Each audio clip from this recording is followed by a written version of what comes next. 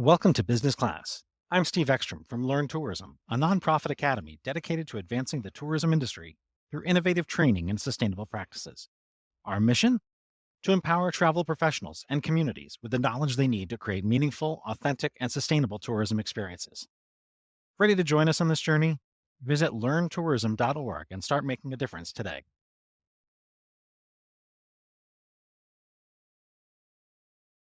Hi there. How are you? I'm good. Do you want to start by introducing yourself? I'm Eliza Voss. I'm the Vice President of Destination Marketing for the Aspen Chamber Resort Association, which is a hybrid traditional chamber of commerce and a destination marketing organization. There is a 2% lodging tax in Aspen, and 75% of that funds the Aspen Chamber's destination marketing side of the organization. We hold the contract with the city of Aspen to provide tourism promotion services. What do you love most about what you do? I live in this community, so I love that I get to shape the trajectory of how tourism interacts with the residents. What has been the biggest challenge that you've seen with regards to balancing resident sentiment and the economics and social and cultural impact of tourism? I've been in this job for 14 years, so I have seen the cycle of how the needs of the community shift and change. Tourism has to respond to that. The challenge is always the balance. We have a particularly passionate community, so you're never really going to please everybody. Knowing that you're not going to please everybody, how do you prioritize initiatives? We try and do everything through the lens of protecting the quality of life for the residents and preserving the visitor experience. Marketing and sales is a long game. You could put something into play now and it might not take effect for years. When I first came into the role, the directive from the community was to try and extend the season past the 8 peak weeks of summer. So try and get people to come in the late spring, so after the mountain closes, and through the fall. We have accomplished that goal. However, the community has determined that we need to protect the off-season more. So now we are trying to protect that, or we are a pretty on-off, I would say, community in terms of our frontline employees really are in it for a sustained period from the festive season in December through ski season ending, and then again through the summer. Trying to allow the community to have some reprieve is now a shift in what the directive was when I first came into the marketing department here. So that's a challenge, but understanding that will shift again. I spent years working with museums, attractions, and destinations. The mandate is always, we want more visitors, but not right then. What would you personally like to see for the destination in the long run? Your contribution to the community? We've started looking at these micro time periods during the season when the infrastructure of tourism is in place. There are still off-peak opportunities. Early December is an opportunity for us. So finding those, but also more. And it relates to tourism, but it also relates to any big initiative that this community sees. With sustainability in mind, you can be prosperous and economically viable while also taking the long view for creating this place to visit. If our goal is to be in business and selling ski and summer experience for the next 100 years, we do have to make changes now. There is a fear factor involved. From a business level, I grew up in a small town and my dad owned a restaurant. I understand that you want to make the money while it's there, but you can also make changes that will not impact you economically and will sustain the destination for a longer period. I've got a lot of family in Eastern Connecticut. What similarities do you see between where you grew up and where you are now? I think the biggest part, we were not in a tourism destination where I grew up, but I think my understanding of what my dad went through as a small business owner, like if the power went out because of a storm, that was a big deal when you lost business for Friday night. And that was common back east. If you had a big snowstorm, the impacts were super immediate. So I can empathize with what our business owners are dealing with. during an off season or when it impact like a COVID lockdown was a tremendous impact for those people running businesses. I used to say that the frontline manager is concerned generally with two things. Number one, who's walking in the door right now? And number two, who's walking in the door tomorrow? Yeah, And being prepared for tomorrow. And I think it's always been a challenge to help shape that long-term view for those stakeholders when so much of their energy is consumed with the here and now. totally. What do you love most about the community?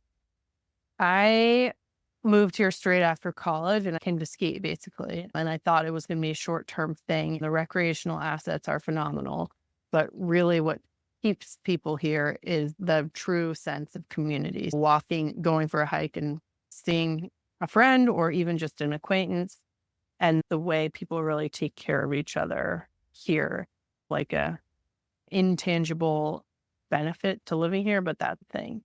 And then to be able to have access to that outdoor recreation at your fingertips is tremendous. If you were to define the community in one word, what would it be? Good question. I think I would go with neighborly. How do you maintain that neighborly vibe when there is such a tremendous amount of tourism? And how do you teach the tourists to be part of that neighborhood? Aspen has always been a tourist destination, so we have a long history of that. It's something that develops organically. There was a Renaissance period in Aspen when Walter Pepke and his wife Elizabeth had come from Chicago and decided that this was a place where the mind, body, and spirit could flourish.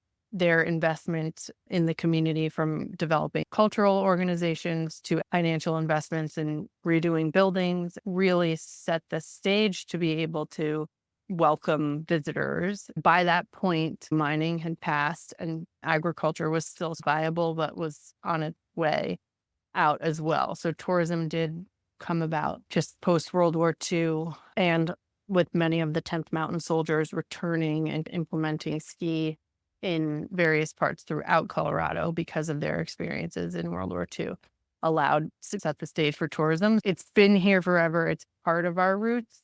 Some people might hear of Aspen and think of the 5 days between Christmas and New Year's where tabloids pick up that Mariah Carey's been in town, and they think that's what Aspen is all about.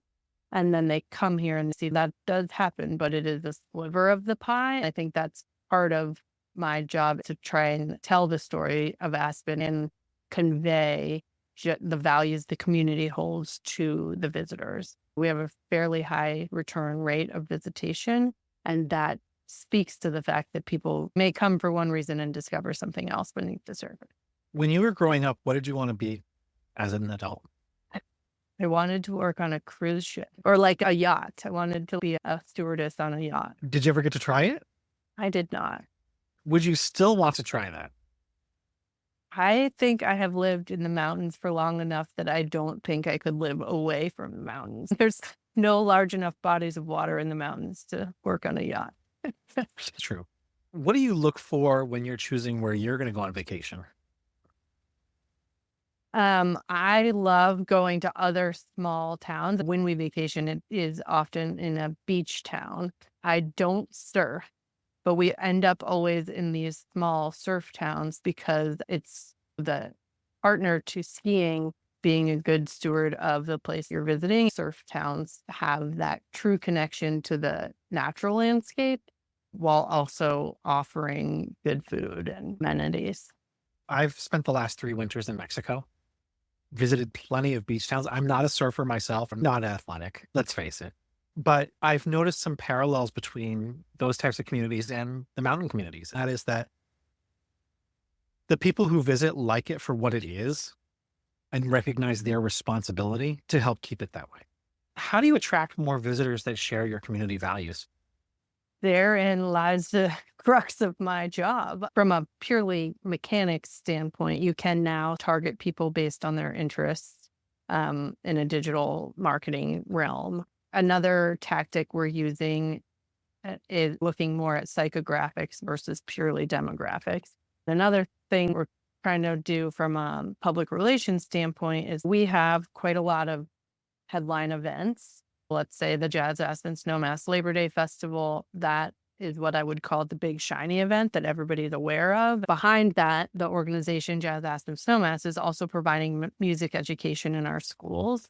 So trying to tell the story behind those organizations and behind the big shiny object that everybody is aware of to convey the depth that those organizations provide to our community. And I think that tells the story better of what does our community value and how does that come to life. The dollars spent by both visitors and locals at an event like that also help fund behind the scenes work that the kids in the public school may not have access to if that organization didn't exist. What's something you're looking to learn in the coming year? I know since you've spoken to Matt Wood with Destination Queenstown, they have taken such a big stand in sustainability and with their carbon zero 2030. We've gone through a lot of audits and credentials. We received our Mountain Ideal, but I really need to learn and understand how we can go further in terms of regenerative and stewardship initiatives on something that could be a keystone project like their carbon zero 2030 initiative. What can we as Aspen Chamber support from someone else in the community or make a big impact with? Have you heard Matt talk about the first initiative in the 2030 project, which was the styrofoam cups in the ski resort? Great example. Yes. And I think getting rid of the styrofoam cups, A, good for the environment. Yeah. B, good for business because it lowers service costs. But the other thing that stood out to me was that it encourages the right kind of visitor, the visitor that wants to sit down and enjoy the space that they're in. Something we've been talking about a lot is the transformational ability of travel, having that experience, and the visitor can go home and take some of their learnings, whether it's environmental or arts and culture, and translate that back into their day-to-day life. What is something you wish more people knew about the work that you do? Destination marketing organizations do so much more than what some people don't even know that DMOs exist. They just think visitors show up. But then I think the variety of work that most DMOs are doing at this point goes like marketing, I feel like is almost a subset. It's not the headline anymore. We're doing so much work to benefit our communities, and we need to tell that story better. What would you like to ask me? What have you seen as a trend as you've been traveling around in the van, maybe in Mexico specifically? What are you seeing? I'll share one of my best observations. People are generally kind and people generally want to be helpful. Sometimes you just have to remind them of how they can do it because we live with our blinders on. As much as I may be a kind person or a generous person or caring person, unless I know I can help, I remain kind in my own bubble. I think that's one of the things that education changes. Meaningful education for stakeholders teaches them how to positively contribute to the community. It teaches them how to and why it makes a difference to provide visitors with a better experience. I've seen that language programs we run in the Middle East and sustainability programs we're running in Africa or schools we're sponsoring in Africa or Kalamazoo. That general want for kindness to be involved and demonstrate pride of place is something that I have found to be universal. That's great news for the world. You're going to get difficult people here and there. When you have more than you need, do you build a longer table or higher fence? Most people, given the opportunity education, would prefer to build a longer table. If folks want to learn more about visiting Aspen, how would they go about doing so? Our website is www.aspenchamber.org, and you can follow us on social at Aspen Co. You are fantastic. That was a wonderful podcast interview. Thanks so much. Thank you. Bye-bye. Bye. Thanks for tuning in to Business Class. This episode was brought to you by Learn Tourism, the nonprofit academy where we advance the tourism industry with cutting-edge training and sustainable practices. If you enjoyed today's episode, don't forget to visit learntourism.org to learn more about our programs and how you can get involved. Until next time, stay curious, continue learning and making a difference through tourism.